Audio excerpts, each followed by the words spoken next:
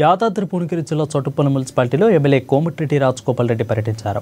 Lakkaram Choutuppal municipality కేంద్రంలోని చెరువులను ఆయన పరిశీలించి గంగకు పూజలు చేశారు.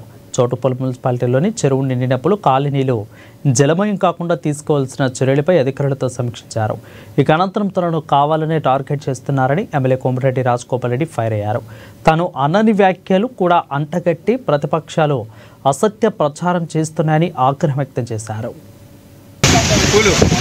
గతంలో కూడా భారీ వర్షాల కారణంగా పైన ఉన్న ప్రాంతంలో ఏదైతే క్యాచ్మెంట్ ఏరియా ఎక్కువ ఉన్నది కాబట్టి గుట్టలు కూడా ఉన్నాయి, మల్కాపుర ఏరియాలన్నీ ఆ ప్రాంతంలో ఉన్న వాటర్ అంతా కలెక్ట్ అయ్యి లక్కారం చెరువు ఈ ఊర చెరువు రెండు నుండి చౌటుప్పల హైవే లెఫ్ట్ సైడ్ ఏరియా మొత్తం వాటర్ లో మునిగిపోయేది. కానీ ఈ సంవత్సరం మేము అప్రమత్తమై అధికారులని స్థానిక నాయకులు అందరూ మల్కాపూర్ చెరువు ఒక డైవర్ట్ చేయడము, ఇక్కడ మున్సిపాలిటీ ముందు కూడా వాటర్ డైవర్ట్ చేసి కొత్తగా కట్టిన డ్రైన్లకు డైవర్ట్ చేయడం వల్ల ఈ చౌటుప్పల పట్టణంలో ఈసారి ముంపు ప్రాంతానికి నీళ్ళ చుక్క రాకుండా చేసినాం.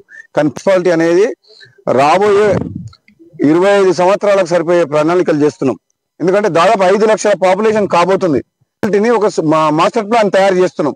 మొన్ననే నేను municipal principal commissioner Sridevi madam గారి దగ్గర పోయి సెక్రటరియట్ కు దాదాపు ఒక 45 నిమిషాలు మాట్లాడొచ్చిన.